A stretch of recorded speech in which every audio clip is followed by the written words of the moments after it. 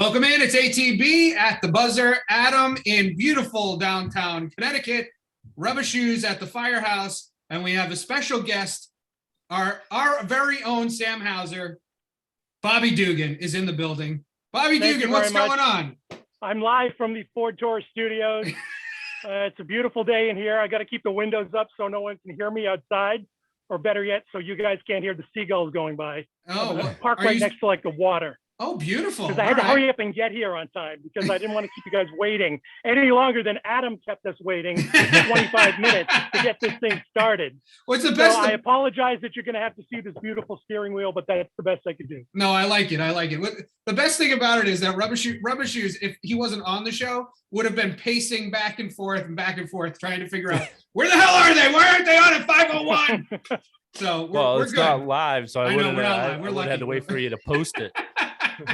Well, it's great to be here making my once every 6 months appearance. It's great. Yeah, we love having you, Bobby Duggan. Your perspective from the West Coast is very much appreciated, especially since game one of the NBA Finals was game one and game two of the NBA Finals were on the West Coast. I don't know if you made the trek up to San Francisco. I know it's a bit of a drive.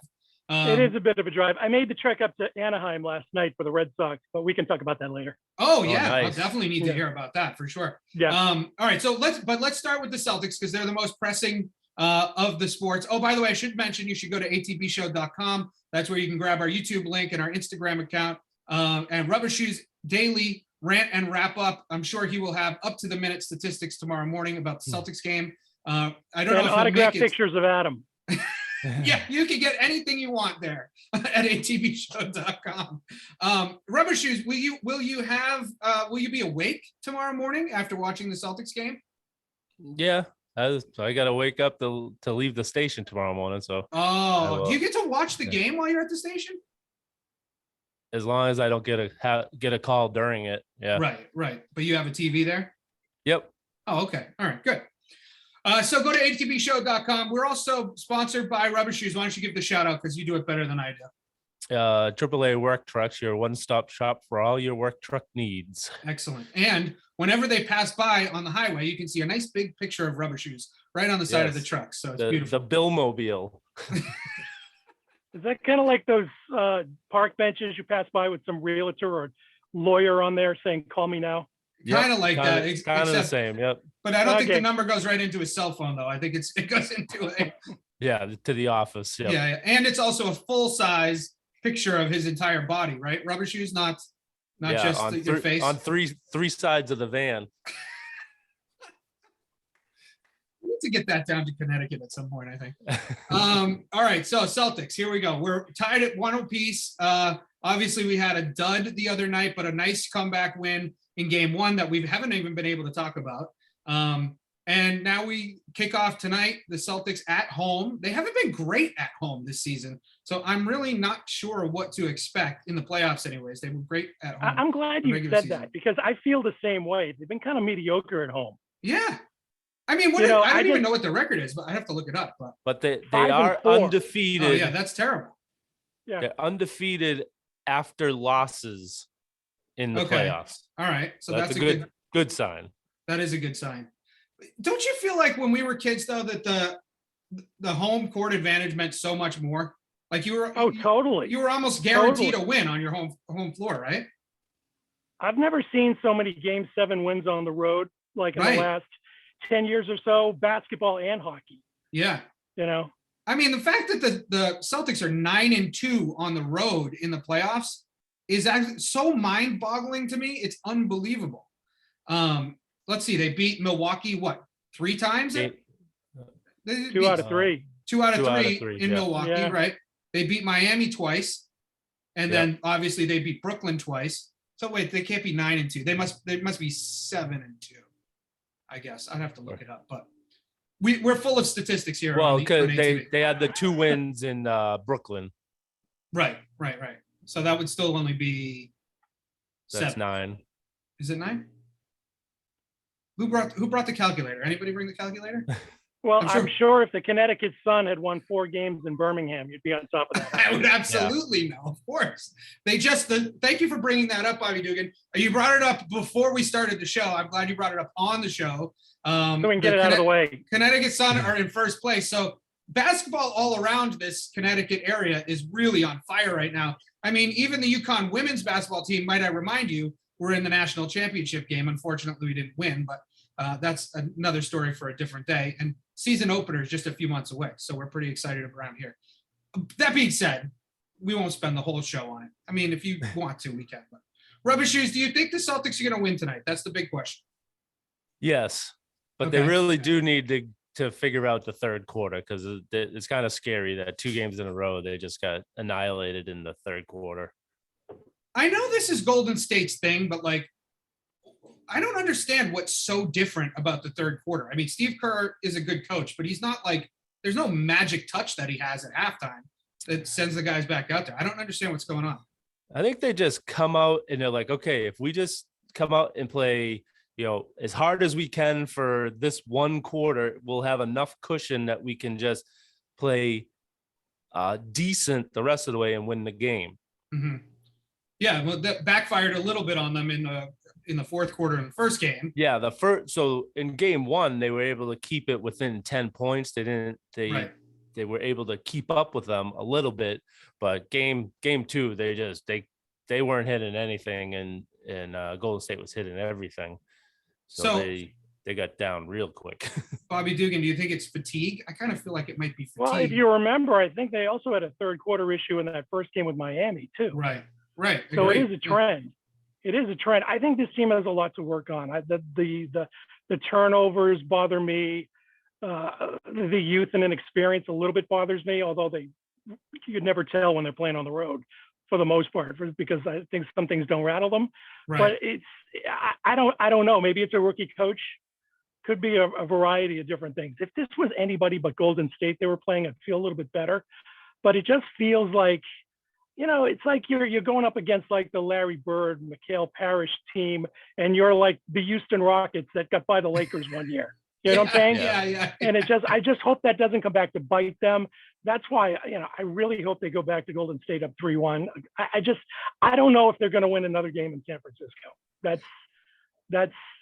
It's just, I don't know if they have that kind of experience. Yeah. I mean, I agree with the experience point. My thing about it is, I think in game 2, this team, the Celtics in general, but Tatum and Brown specifically, have a tendency to let sort of outside factors bother them. They're desperate to let the referees ruin their game. And Draymond Green clearly got into their head during the entire second game. I just hope that they can just shut that out, because he's going to be full of bravado for the entire rest of the series, because it worked in the first game. So that worries me, and I think that is an experience thing. I think you're right. So if they can get that right and they can get him out of their head, I mean, if anything, just let Grant Williams yap at him all series long, and everybody else ignore him, because otherwise he's going to get in their head and they're just going to not make shots because they're going to be thinking about him. Just forget about him. Let Cedric Maxwell handle the trash talk. I think that's going well. Yeah, that's going really well. I think the refs are going to take care of that tonight. Especially after some of the comments that Green had after the game, saying that, the refs know how to let him get away with more stuff. Basically, it wasn't his exact words, but that's kind of what he was saying. Yeah. And I think they're going to be like, oh yeah, you think we're going to do that? I think I look to see either Grant Williams or Marcus Smart get in his face first thing, and there be a double technical right off the bat, and then that'll quiet him down, because he knows if he gets another one, he's thrown out. Well, he won't get thrown out in that game. Yeah, if you get 2 technicals, you're out in the same game. Which actually brings up a good point about the situation with Jaylen Brown, where he was being a real prick and put his legs over Jaylen Brown's shoulders and then tried to pull his shorts down. Yeah. What did you guys think about that? I know they were sort of like mixed on the broadcast of it, but I think I was mixed on it too. I couldn't figure out one way or the other. I just brush that off and keep playing. So you didn't think there should be double text? Do I think there should have been double text? Yeah. I'm not sure. I'm not sold on that being a foul. I don't know. I don't know if he's doing it intentionally. I don't know. Yeah. What do you think, Rubber Shoes? Not the right person to ask on that. So the problem I have with it is had Green not already had a technical, that was definitely going to be an automatic double technical because that's what they do to try and squash things. Right. So because he already had it, and the ref that they had on the broadcast said, "Oh, they take that into account." They shouldn't. It's like if it's the way you're going to call it, like in the regular season or any other game, it should be the way you call it every game, no matter what, no matter how many technicals he has already. Call it the way it's supposed to go. Just because now you're giving him more rope because he already has a technical, so he's going to be even. Which what happened that night is he did more of his antics and got it under everyone's skin because he knew, oh, they're not going to throw me out, they're not going to tee me up again because they know they don't want me thrown out of the game. Yeah, and I kind of side with both of you in this. Like, I think that shouldn't be a double tech, even if it's in the regular season. I mean, I think it's a foul because he got into his landing space on the three, but I don't think it's a double tech. I mean, it's just two guys just irritating each other. Like, that's not a technical foul. If you watch it back again, he fouled him and then he like fell on him and threw his arms and like draped all over him on the ground. So it definitely was a foul. Yeah. But yeah, I agree that like it's like so much footage of the old Celtics was being shown this week where it's like, okay, we're arguing whether this was a double technical in this, and they show like when Bird took out Lambeer and when Mikhail took out Rambis, and those might have been fouls. And there was one time when Parrish actually, I think, punched Lambeer, but they don't have none of the refs saw it. They don't have reviewing back then, so it wasn't even a foul. If you don't see it, it's not a foul. Yeah. That's my favorite Robert Parrish moment of all time. Oh, it's fantastic. I know. I love that. But everybody hates Bill Lambeer. Everybody hates Bill Lambeer. Guys, for 1 second, it is a sauna in the car here. I'm going to put the window down just a little bit. All right. If you happen to hear anything going on outside, not my fault. Don't blame me. I didn't do it. You don't have air conditioning. I also like to thank the good people at Dunkin' Donuts.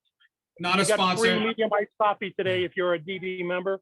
At least if you are on the West Coast anyway. Oh, okay. Not a sponsor though yet. We do have to mention that. They will be a sponsor at some point, but yeah, Dunkin' please. Donuts, sponsor it, baby. It's Boston sports. I mean, come on. It's nothing. Boston sports runs on Dunkin'. Here, we could say it over and over again. So if I take a sip from time to time, please take care of it. It's a Dunkin' Baskin Robbins cup. So we don't have those out here. We don't have the combination. Yeah, they're all like combination, like Dunkin' Donuts, Baskin Robbins. I don't know why. Is there a Baskin Robbins in the Dunkin' Donuts? Baskin Robbins is pretty big out here in terms of like ice cream. So okay. That's anything it took to get a Dunkin' Donuts out here, I'm all about. Yeah, so I noticed from being in the military and going to different parts of the country that it seems like I've never been to anywhere that has actually ice cream stands like we do back here in New England. Oh, really? That's weird. You know what? I agree. I haven't seen any out here. We have like those little ice cream trucks that go down the street, like at parks and for little kids and stuff. But ice cream stands? Yeah, maybe not really. Dairy Queen. We have Baskin Robbins, and we have like, what is it, Cold Stone Creamery? Oh yeah. And stuff like, we have a few of those, but nothing like you stand outside like you do back in like Massachusetts and you get eaten alive by mosquitoes while you're waiting to get your chocolate chip. We don't have any of that here. Yeah, no farm ice cream stands like yes. Since we're on the topic, is it Jimmy's or Sprinkles? Where are we? Out here it's Sprinkles. Sprinkles. You say Jimmy's out here, they're going to give you a look like. Yeah, Jimmy's is known to be a racist thing, I guess. Oh, it is. Okay. Yeah. It stands to reason that it would have been done in New England. All right, Rubber Shoes, you got to go? Nope. Oh, you're good. All right. So, Bobby Duggan, what I was going to say is on the show, we're very happy when something like announcements at Rubber Shoes Firehouse happens. So if you need to roll down the window and we hear some seagulls in the background, we're good. We're good. We don't want you. Well, We don't want you to pick. I do watch this every once in a while. I remember the episode where Rubber Shoes had to leave. Yeah. It was empty. And did he come back by the end of the episode, though? I think he did. And you kept like the empty seat on the screen for the entire show. Yep. It was awesome. Rubber Shoes comes and goes as he pleases. You know, he's like the anchor of the show, so he's got to stay nearby. So when, you know, even if he's had to leave, we got to keep his spot open so nobody takes his spot. So if he leaves during this show, I don't know if he'll make it back in time, but hopefully you don't have to leave, Rubber Shoes, because you really are the anchor of the show. All right. So the other thing I want to talk about from game 2 before we make predictions on game 3, Horford and Smart both disappeared in game 3. Do you think that's defense, or do we think they just had an off night, or do we think they were tired or hurt? I think they had an off night. Yeah. I don't think anybody was expecting them to hit threes like they did at the end of game 1. You have off nights. You compare it to game 1, they had to come back down to earth sometime. And Horford didn't even, I think, take his first shot until the third quarter. Yeah.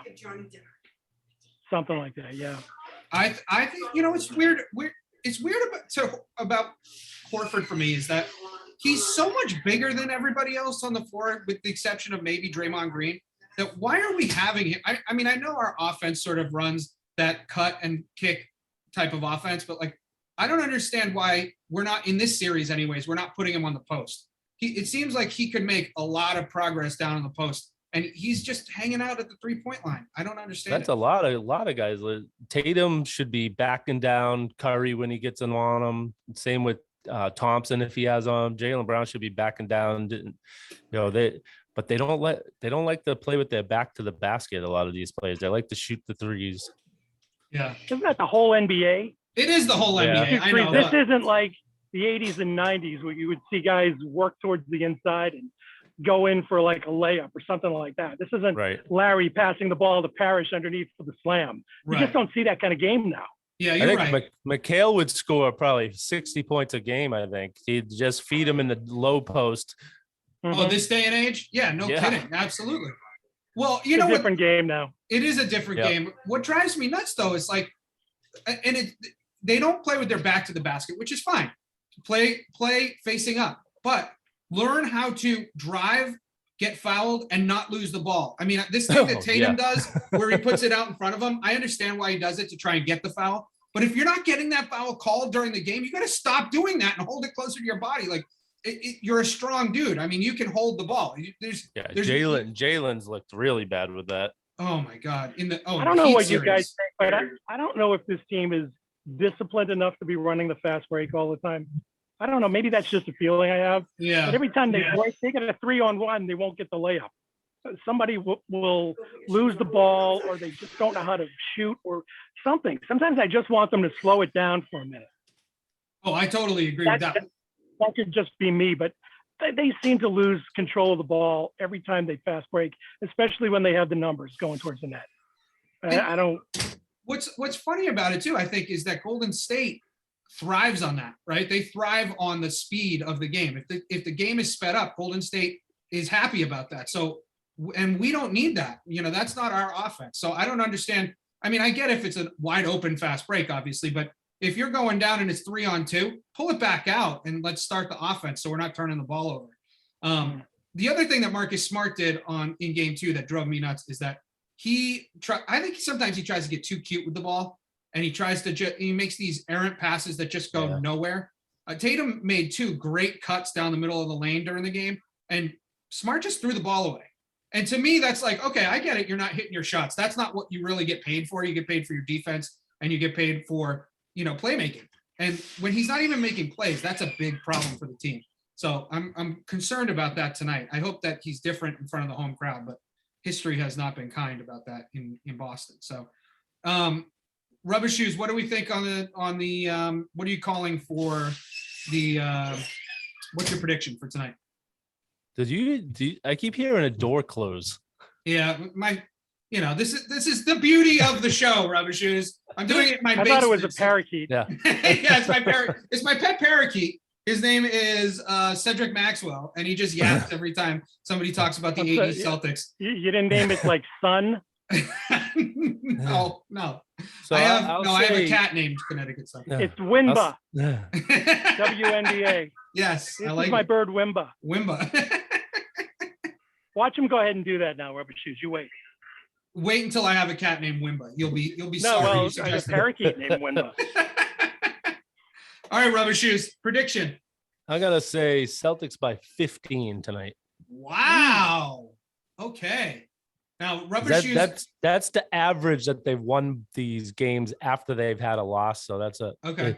They've had So like there's a rhyme to that reason. three games that were like 20 plus, and then a couple games that were 8 or 9 points. So the average was about 15. So I'm gonna say they win by 15. So when they fall down 9-2 at the start of the first quarter, you'll be texting everybody saying, "Game's over. I guess we're gonna rely on game 4." No. Rubber Shoes likes to be pessimistic during the games. It drives me nuts. All right, Bobby Duggan, what's your prediction for game 3? Celtics win by 5. They win by 5 in overtime. Oh, And Oh, they put Timmy's it away first in overtime. I think they put it away in overtime before like the last couple of seconds. I think Golden State gets a couple of garbage baskets towards the end, but I like the Celtics in overtime, and this is going to be a game where your heart's racing and you're on the edge of your seat for quite a while. It's going to be a frustrating. Yeah, this is going to be a frustrating game. The Celtics are going to take a lot of leads and blow a lot of leads and then come back. But I do like the Celtics in overtime.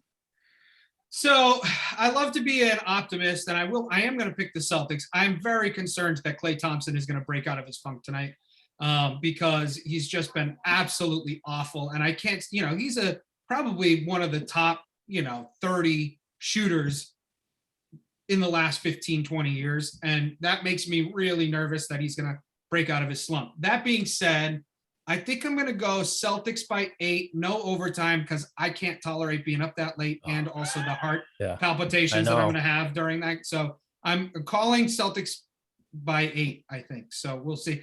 Bobby Duggan, since you haven't been on the show since the series started, I'd love to get your. No. I was on once. On once. Since the finals started? Yes. Oh, I thought you said since you started the. Oh no! Podcast. I know you've been. No. I know you've been on the podcast once, but since the finals started, you haven't been on the show. So what's your prediction for this series? Man, what I do know is the Celtics aren't going to win a 7th game in Golden State.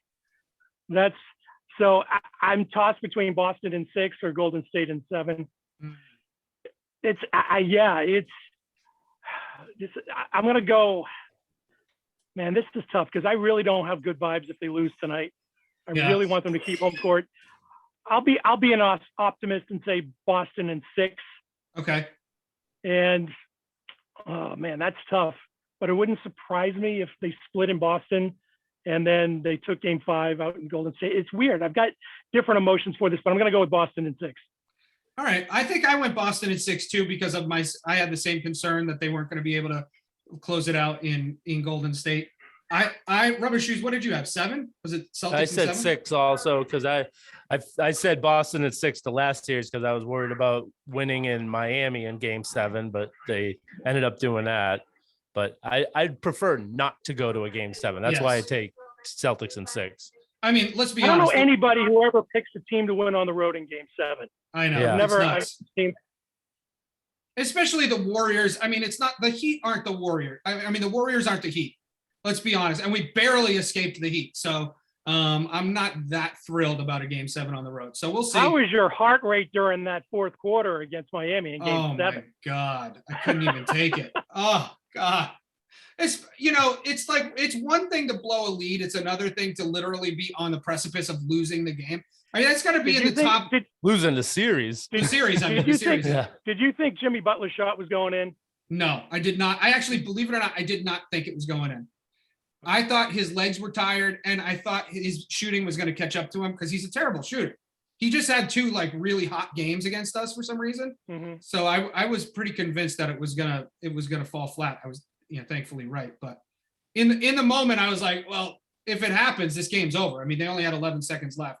I didn't think we were going to pull it out if we went down by 1. So, all right. So Celtics tonight, we will be back. The next time we will be back on the air with the Celtics series will be Rubber Shoes. You think you figured it out?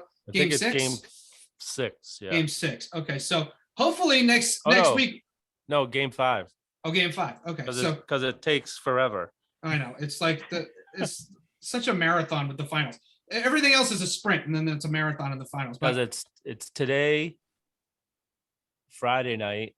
Oh wait, no. Yeah, so maybe Monday. I'm looking. Do they have a Sunday game? Yeah, look it up. Because either way, we're gonna hopefully the Celtics will be in the lead on the series. That's obviously the hope.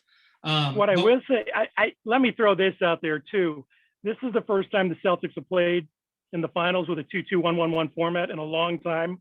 And it adds a different dimension, I think, to this whole finals. Yeah. Because I think the Celtics their backs are up against the wall if they're coming home 1-1 with 3 straight at home. So I like this angle. Travel time aside, I think it stretches the series with too many off days in between. But yeah, I don't know how you guys feel about that, but it's since they were 2-3-2 for so long. But I think it definitely gives the series a different dimension. At least I think it's fairer to the team that does not have home court overall. But it does stretch out the travel time to your point of how it being forever between games. So game 6 would be next Thursday. Oh, next Thursday. Okay, so next week will be coming just before game 6.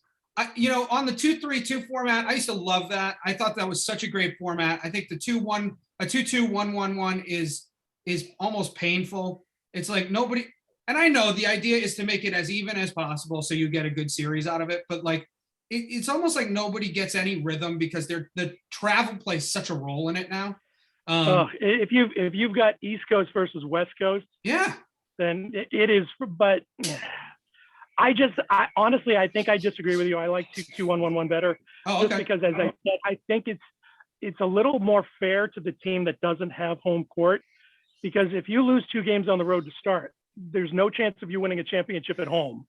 And, game 5, if you're up 3-2 or if you're down 3-2 or whatever, I like the 2-2-1-1-1 better. It just really, that game 6 being at the other team's home, as opposed to being at the team with the home court's advantage, I just think it mixes it up.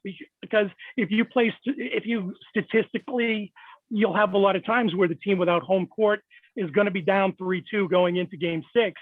And if that game's on the road, more often than not, I think the series would end. But now that this team that's down 3-2 has the home court in game 6, it almost forces a game 7 sometimes. I just think it's a little more fair. Mm-hmm. Yeah, I guess I can see that point. So I think it's fair more to the team that has home court, because if they lost one of the first, then you have the next 3 games at the team that didn't have home court advantage going into the series, and then they win 3 and you never get to see. That's true, but what NBA team is going to win 3 in a row in a series like this where you have 2 teams that are conference champions? Yeah, now, but I think back in the 80s, not when they changed it, I think it was happening a few times, and that's why they changed it. I know they had it the 2-3-2 because of the travel, but then they realized that it kind of turns into an advantage for the lower seed team by having those 3 games in the middle. Maybe, but I look at, I could talk about the 87 NBA finals until I die. That series, I just dissect. I don't know why there were so many plays in that, but the Lakers win 2 at home, and now the Celtics are coming home with no chance to win the championship at home. And if the Lakers just take 1 game of those middle 3, the series for all intents and purposes is over. Right. But if it's 2-2-1-1-1, you're going back to LA, what is it? What would it be like? Game 5. And, the series might not end, it might be 2-2 when you're going back. So I could explain it a million different ways, but I like 2-2-1-1-1 better. I definitely like it this the way it's set up now better. And the other thing too, though, is to keep in mind, I think we touched on it at the start of the show, that the home court advantage is almost meaning nothing right now. I mean, it's like unbelievable how many teams can win on the road. So which it's very, very strange. It's really strange. That happened. I think it happened a lot last season too, but this season has been unbelievable. I mean, Golden State was unbelievable on the road. The Celtics were really great on the road, and even the Heat were really great on the road. And of course, they were playing the Sixers, so let's be real. It wasn't like they were playing tough competition or anything. All right, so let's touch on the Red Sox a little bit. I know Rubber Shoes, you're so excited because they're on track to be touching your prediction of this at the start of the season. They're above 500 now. Yes, thank God. And Bobby Duggan, I want to hear stories from Anaheim. So tell us all about how it was. I'm sure you go up there every time they're in Anaheim. So I got a quick question first for you, Bobby. Did you stay till the end? Well, here's the deal. I took the train from San Diego up to Anaheim because it's so convenient. The train leaves you right in the parking lot of Angel Stadium. Oh, wow. That's cool. So it's very convenient. It's like a 2-hour train ride, but it's so convenient. The last train out of there to come back home is at 10:59. And with the Angels starting games at 6:30 now, it's great because it gives you time to get the train back unless they go to extra innings. Oh my God. And I had this happen to me 2 years ago and I missed the train and had to stay overnight in Anaheim. Oh no. So anyway, as soon as the 9th inning ended, I had to go because I couldn't miss the train. And of course, I'm hearing the roar of the crowd. And then I heard somebody walking by me saying, yeah, the Red Sox just scored. Great. But normally, if it was an afternoon game, I definitely would have stayed to the end. Yeah. I'm glad they got the win. That place was dead last night. I mean, not Oakland dead, but just dead. They were putting fans on the scoreboard like they would anywhere, and half of them were wearing like Red Sox and Pats gear. It was that bad because they didn't have enough Angel fans to fill everything up. And every time the "Let's Go Red Sox" chant started, and they started a lot, and they got loud, I swear the Angels were pumping in "Let's Go Angels" over the PA system to try and drown it out. There were not a lot of Angel fans out there. There were some kids with some Trout jerseys on, but that was about it. We took that place over last night, and it was "Let's Go Red Sox" loud and rocking and Fenway West. Wow. Well, the Angels have lost 12 in a row now, or 13 in a row? 13 in a row. And they fired their head coach or their manager yesterday. They're reeling. They didn't look, at least from watching the game in the stands, like they had given up last night. I think they played a decent game. They definitely got excited in the 9th when the guy let off with a double, and it looked like, here we go, they're finally going to get a win, which I was happy about because the Red Sox never win when I go to Anaheim. I don't know what that's all about. And they win when I leave early. Right. Yeah, what the hell is that? I don't know what it looked like on TV, but it did. I mean, they played a decent game, I think, watching it last night because they weren't out of it at any point. Yeah. They just lost at the end. What are the ticket prices like in Anaheim? Are they, since the team you sucks can so get, bad? if you're smart and you go get the cheap seats, you can get upper deck out in the outfield for $15. Yeah. And then move your way over to something much better down below. Right. That's what I figured. Especially as the game goes on and the ushers are no longer paying attention, and they probably want to have it look better for TV anyway at that point. Right. But I will say this. I mean, the game experience is pretty good. The Angels are good about, fan participation and stuff going on. And, the stadium's old. There's no doubt about that. But they've done the best they can to keep the thing updated. And it's really easy to get to. It's right on the train route to LA, and it's right next to the 5 if you drive up there. It's a lot easier and more convenient to get to than Dodger Stadium. Yeah. But, the Angels are the Angels, and they're always going to be an afterthought in LA. But, and I only go up when the Red Sox come, and I get the feeling that that's the case with most road teams. I'm sure when the Yankees go to Anaheim, it's all blue and white. Oh, sure. Yeah. Are you generally going, if the Red Sox are on the West Coast, are you generally going to a handful of games, or you just pick one? Every year I'll go to one game in Anaheim. Okay. When every 6th year when they come to San Diego, I'll go to all 3 games. Oh, okay, good. And the last time the Padres were hosting the Red Sox, Timmy actually came out. We went to all 3 games. Oh, no kidding. And that was in 2019, I think. Yeah. Oh, wow. So I think yeah. Oh, so, I think you'll be there. What I've heard with the changes, because both leagues have DHs now, they're going to be playing every team at least once a year now. Oh, interesting. Okay. Starting next In season. the That's what I entire heard. league. Yes, every team's going to play every team every season starting next year. Wow. I didn't know So that. that's going to come at the expense of the divisional Right. series, is it not? Yeah. Yeah, so you won't play 18, 19 games with the Yankees. You'll play, 12 maybe. I actually 'Cause kind of like that. We though. all love that. We all love those 10 games a year with the cowbell down in Tampa. Yeah, of course.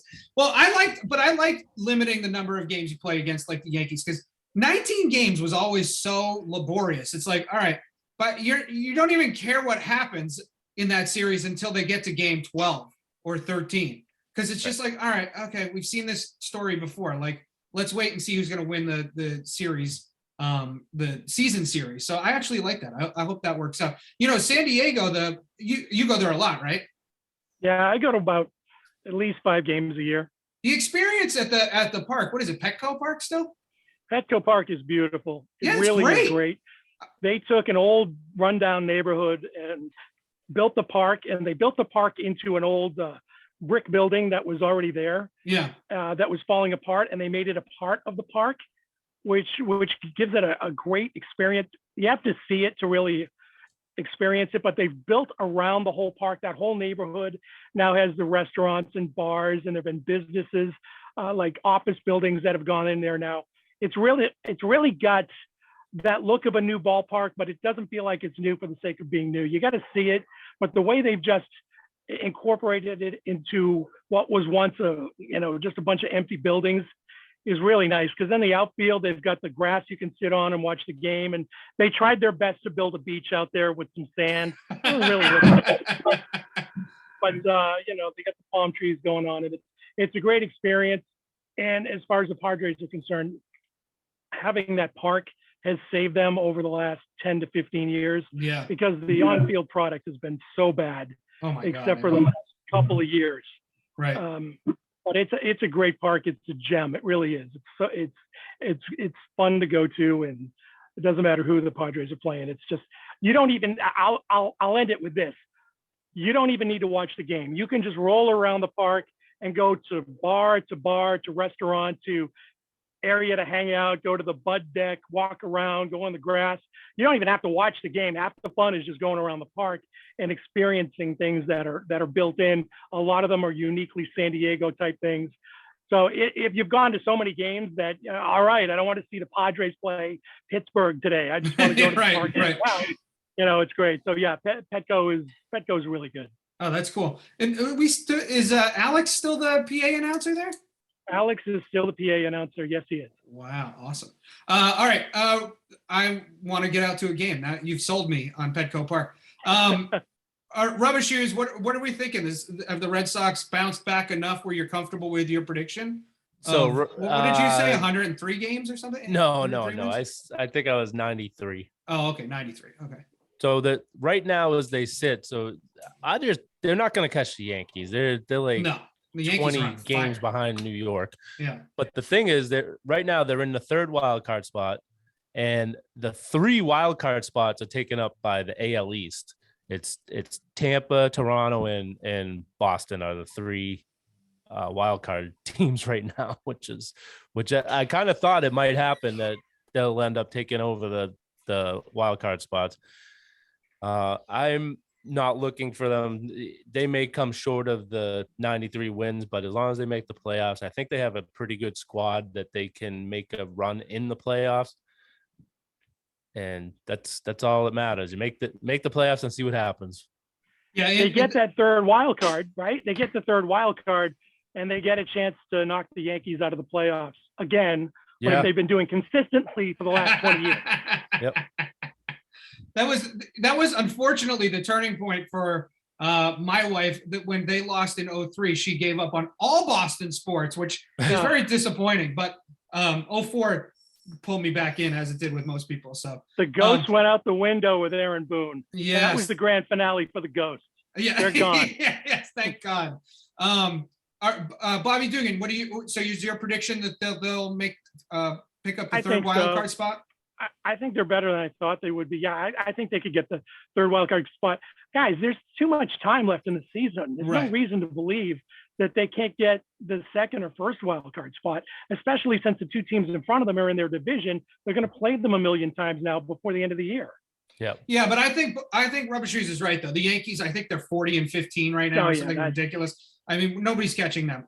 Yeah, I'm not saying we can't beat them in the playoffs. I think we potentially Right. could beat them in the playoffs, but I don't think anybody's going to catch them. I mean, you've already got 40 wins, and we're not even at the All-Star break. I mean, that's you're on your way to a good season. That's for sure. All right. Anybody have any comments on mini camp? I haven't been paying much attention. I'll be honest. The Patriots back in action a little bit. I felt like this offseason was just so blah for them that we didn't really do much to improve our chances of taking it to Buffalo, which I think is going to be our biggest competitor. What do you think, Rubber Shoes? Yeah, so the problem is what they're going to do replacing McDaniels is, so right now they're saying it's that Patricia has been making the calls during the spring workouts, and it's between him and Joe Judge that's going to be making, and neither of them, like Joe Judge ruined Daniels in New York, and Patricia's been a defensive coach his whole career, so I don't know how it's going to shake out. It's that very sounded weird to scary. me. Yeah. Go ahead, Dugan. Is that just Bill wanting his own guys? Is that what that is? So It yeah. feels like it. Yeah. So the rumor that has come out a few years ago is that Belichick is paid a lump sum so Kraft gives him $25 million a year for him and his coaching staff. So Judge and Patricia are still getting paid by their old teams because they were terminated. They're still on the contracts. So Judge is still getting paid by the Giants, and Patricia's still getting paid by the Lions. As long as they don't take a position as an coordinator, so as long as they don't officially name them a coordinator, they can still, they're like consultants right now, as long as they don't give them the name. That's why Belichick hasn't named them like anything special. They're just like consultants, but they can do all the roles as long as they're getting paid. So that's money that he's saving to pay himself. And that's what the big on sports talk out here is, he's cheaping out going the coach away by, he has Judge and Patricia, guys who used to coach for him before. Then he has two sons, I believe, of friends on the staff also, and he has his kid in there. So I don't know. It's going to be interesting to see how they pull it out this year, because there's a lot of question marks as far as the media around here about what he's doing. So either he's the smartest guy in the world and he's going to show us that, second year Mac Jones, they're going to make a huge leap, or he's going to fall flat on his face and he could be without a job at the end of the season. Not to dive too deep into it in June, but I don't think the offense was really our problem last year. I mean, I know our defense took the ball, made a bunch of turnovers during the season, but certainly in those last few games of the season, they just looked old and slow. And I don't know that we've done anything to fix that. The defense was trash from the Colts game on. Yeah, exactly. So have we done anything to address that? Not that I can tell. No. I mean, we re-signed McCourty, right? Yeah, basically they re-signed old. They lost guys. Jackson, right? I think they, basically through the draft is everything. They can still pick up players. They've signed players that weren't drafted, and then they wait for the once players get cut from other teams after the summer camp, that they'll pick up players like that. But I think as far as making splash and getting known names, they're done with that. It's pretty much who you have now. It's just going to be like role players that they pick up going from here. I'm not very hopeful that they're going to make the playoffs this season. I mean, in June, it's very easy to say that we're not going to do very well, of course.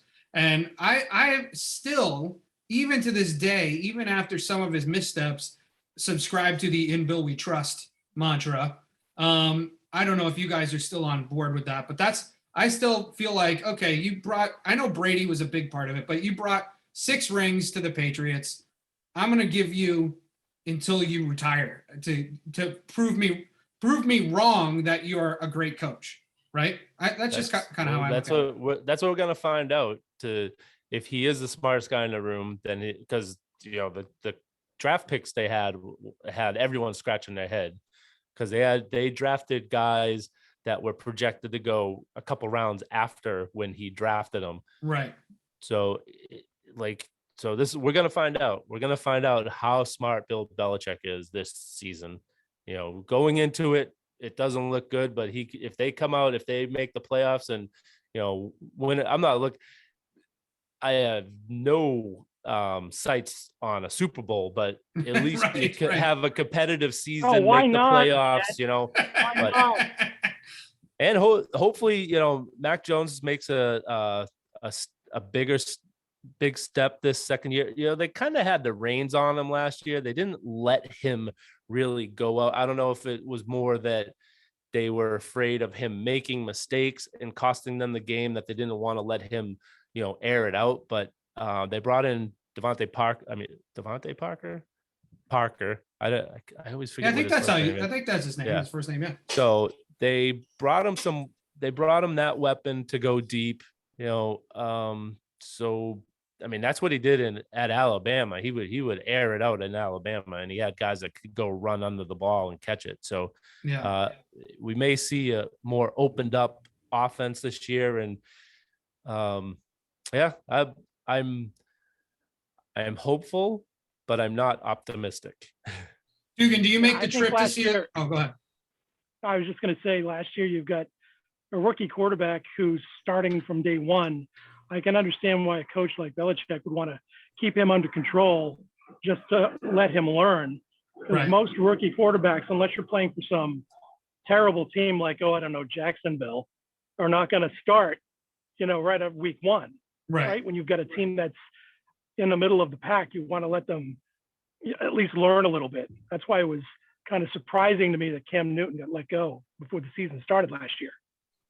I was a little bit surprised, but I think then when you saw him in Carolina, you're like, okay, I get it. I mean, okay, I understand. I mean, he was awful last year in Carolina. So what I will say about the Patriots this year, I know this really doesn't mean much, and I'm trying to find positivity anywhere. The schedule came out week 1 at Miami. Good. People don't like that. I love it. Get that game out of the way 100%. right away. 100%. That game is terrible. Don't like it. Get it out of the way. And if you notice too, at Buffalo last week of the season, good. Everyone's already clinched their playoff position. Nobody cares. Doesn't matter. Might be more important to the Patriots than the Bills. So that's a good luck of the draw, I think. I agree. Yeah. We always seem to get at Miami in like the last 2 weeks of the season, and that game always destroys any chance we have. I mean, we blow our seeding at it. Yeah. Even home against Miami. I know. You remember that game 2 years ago, whatever? All they had to do is beat Miami at home and get the second seed, and they couldn't get it done. It's magic. Dugan, will you go to Vegas to watch them play the Raiders? I've already had this discussion with Timmy. Thank you. Because I've had this discussion with Alex and Timmy, and I said, why don't the three of us meet in Vegas? They're playing twice. There's a preseason game and a regular season game. The regular season game is like a week before Christmas, so we're trying to work it out. Timmy said, hey, it's a possibility. He didn't give me a straight up no. Okay. And love that. I know that place is going to be full of Boston people. Oh, 100%. A week before Christmas in Vegas, it's going to be nuts. Going to try and get out there. Hopefully, Timmy can make it out. And anybody else who wants to join, feel free. Maybe it'll be Kaepernick under center for the Raiders. We'll have to see. But that's part of the benefit of living out here is Vegas being a 45-minute flight. Yeah, or a 4-hour drive. I was out there many years ago, maybe 20 years ago, I don't know, and drove to Vegas from San Diego. My sister-in-law lived there, and I drove through the mountains and it started snowing. I'm like, what the hell is going on? This it's so weird because you go from like really hot San Diego to the desert in Vegas, but you're in the mountains and it all of a sudden snows. So it's really weird. Yeah, lots of desert. Yes. Lots of desert. Yeah. So, Bobby Duggan, do you have anything to plug? Since you're on the show, you want to plug anything online or anything like that? Yeah, I'd like to thank our good friends at Dunkin' Donuts. Excellent. Please sponsor this show. Yes. Sponsor this show. The iced coffee is fantastic. And keep coming up with these free iced coffees for the Perks members. Love that every That's Wednesday. Good. Yep. And good. that's and thank you for coming to California. Yeah. Hello, atbshow@gmail.com, Dunkin' Donuts, if you'd like a sponsorship. It's very formal. You can send it to our Gmail address. Even if you have to take Baskin Robbins with it. Yeah, that's right. We'll take Baskin. Take it. Hell, we'll start it's with worth Baskin it. Robbins. We will start. It's worth it. Yeah. All right. So this is our first bi-coastal show in a long time. So Bobby Duggan, thank you for joining us. I'm sure you have to get back to the office to do important things as it relates to your job. We don't want to keep it too long. I keep putting, I'm sorry, I was laughing during the show because I keep putting the window up and down. I thought this would be a good place to do the show right next to the water. I was in traffic for a while. And then I realized I'm right across the street from the airport. This was the dumbest decision ever. We didn't hear it. So we heard a lot of doors opening and closing, but no airplanes. Well, going it was over. doors opening, closing, and like every piece of aircraft going by. Try not to do that again, but it's hard to not want to be outdoors around here. I'm sure it is. Yeah. I'm sure it That's is. the thing. All right. Rubber shoes, you got to get back to the fire. This is like really great. I pulled both of you guys away from your job. That was really smart of me. Thank you for that. All right. And we will be back next week. I don't know who will be on the show. It's always a Russian roulette around here. But check us out at atbshow.com. Make sure you check out Rubber Shoes Rant and Wrap Up tomorrow morning on Instagram because he will undoubtedly be talking about the Celtics and their 15-point victory over the Golden State Warriors. 5. All right, Overtime. thanks, fellas. Appreciate it. atbshow.com.